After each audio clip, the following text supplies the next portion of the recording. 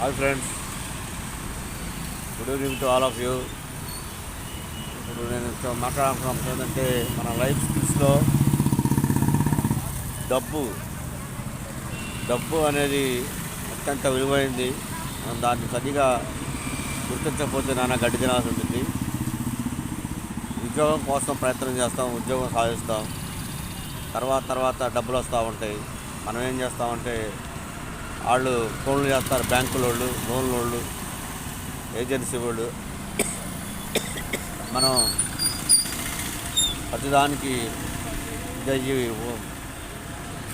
తీసుకున్నామంటే, లోన్లు తీసుకున్నామంటే తర్వాత మన జీవితం ఆనందపడుతున్నాం.